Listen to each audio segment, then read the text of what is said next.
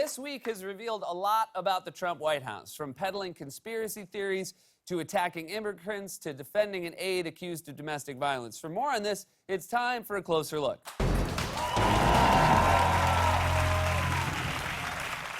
Donald Trump so badly wants to be a dictator, but no one seems to take him seriously. Maybe it's his name. Donald Trump just isn't a good dictator name. It sounds like the name of the chubby IT nerd who doesn't get the girl in a college comedy. You'll never guess who asked me out, Donald Trump. Still, this week has brought us one unnerving spectacle of authoritarianism after another, from the president calling Democrats treasonous for not applauding him to ordering the Pentagon to plan a military parade. In fact, Trump's request for a military parade is so crazy that even state TV outlet Fox News seems a little uncomfortable with it. Jennifer, what has been the reaction at the Pentagon to the president's request? Well, I would describe it, Dana, as a collective eye roll from military leaders who I've spoken to. Most thought it was a joke at first. Many fear that the U.S. will look like the dictators they scoff at around the world. There are a lot of people at the Pentagon who would love to show off all the equipment, right, and the personnel. I don't know. It seems like a waste of money. Wow. When you've lost Brian Kilmeade, you know you've gone off the deep end. That's like Thelma telling Louise she's just going to catch an Uber. But while they may be skeptical of Trump's plan for a military parade, Fox News and the rest of Trump's allies in the GOP have been helping him concoct a series of fake scandals to undermine the Russia investigation. Like, for example, the famous Nunes memo alleging wrongdoing by the FBI. The memo turned out to be a dud. But that didn't stop Trump from pretending they'd uncovered a massive scandal during a speech in Ohio on Monday. Oh, but did we catch them in the act or what? You know what I'm talking about. Oh, did we catch them in the act? They are very embarrassed. They never thought they were going to get caught. We caught them. Hey, we caught them. Oh, it's so much fun. We're like the great sleuth. I'm sorry, you are not a great sleuth. You might think you're Dick Tracy, but you're only half right.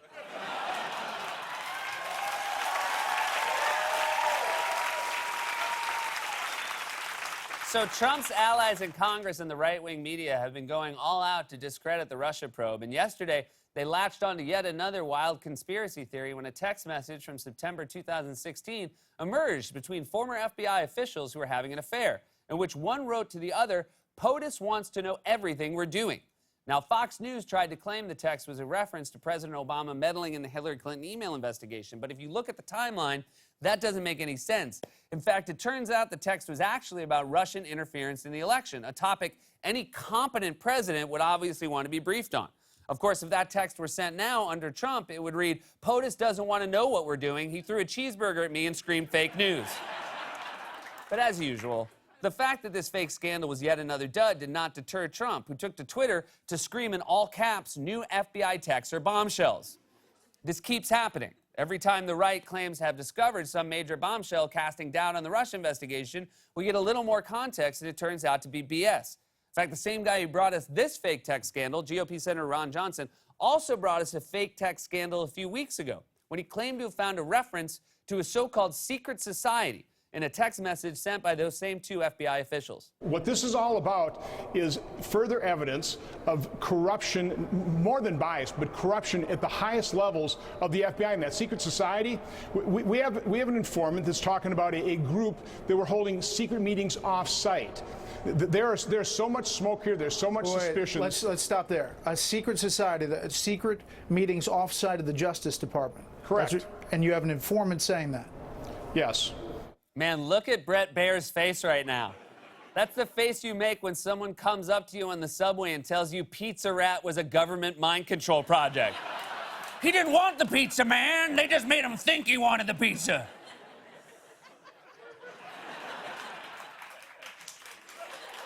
Now, when the full context of the message came out, it turned out it was just a joke, which anyone with any common sense could have told you. And Johnson was eventually forced to admit that the whole thing was probably a joke when he was tracked down by reporters in the Capitol.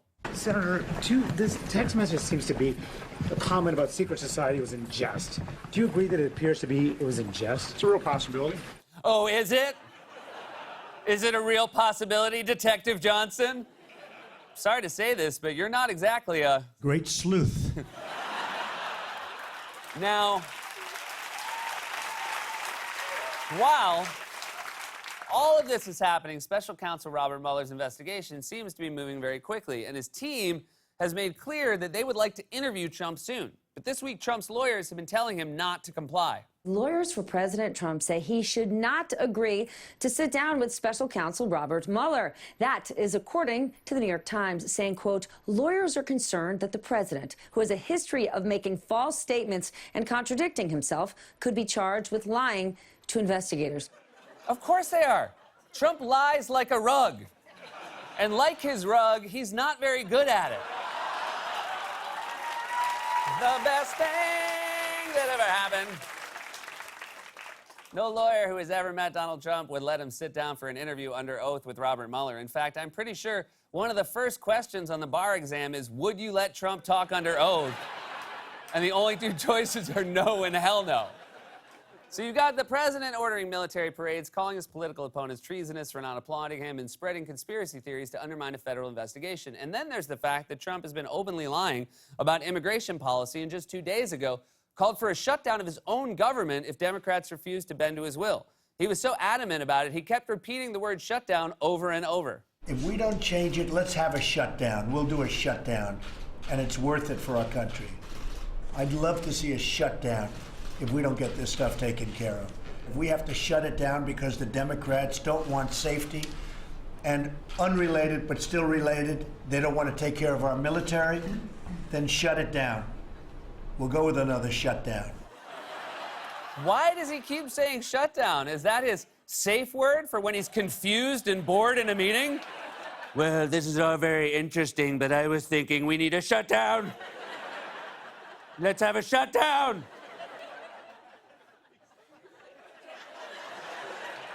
Time for a shutdown. Also,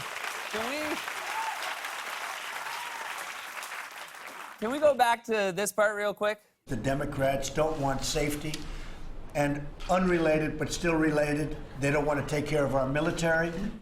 Unrelated but still related. That sounds like how Trump would describe Eric. This is my son. This is my son, Eric. Unrelated, but sadly related.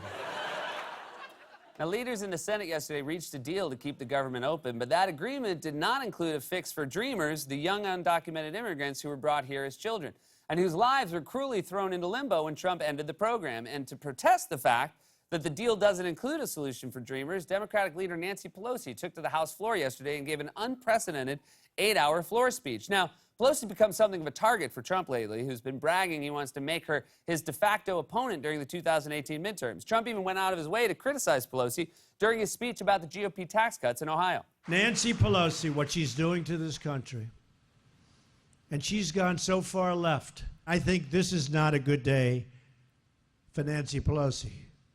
She's our secret weapon. Your paychecks are going way up. Your taxes are going way down.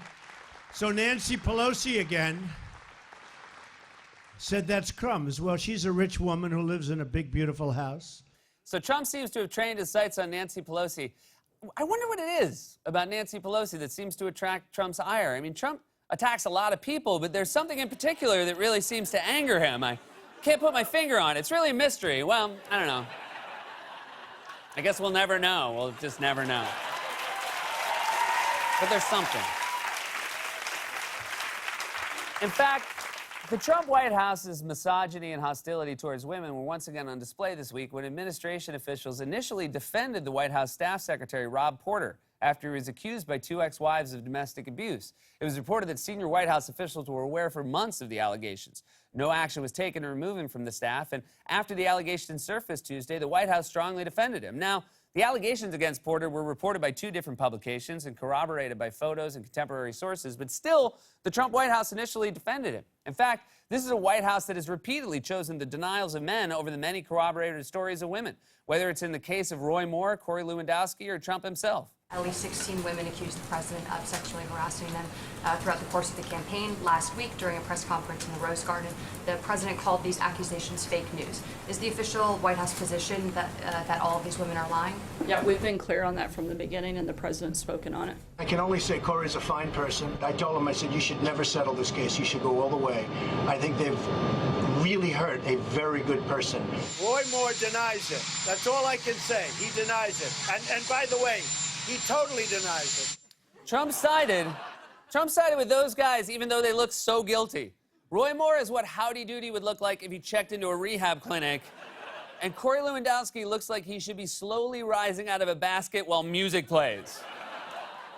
Porter resigned yesterday despite Kelly and other White House officials initially defending him. And in the wake of Porter's resignation, this photo of a group of key Trump aides from a July 2017 event has resurfaced. Look at that photo. Everyone in that photo has either resigned or been fired.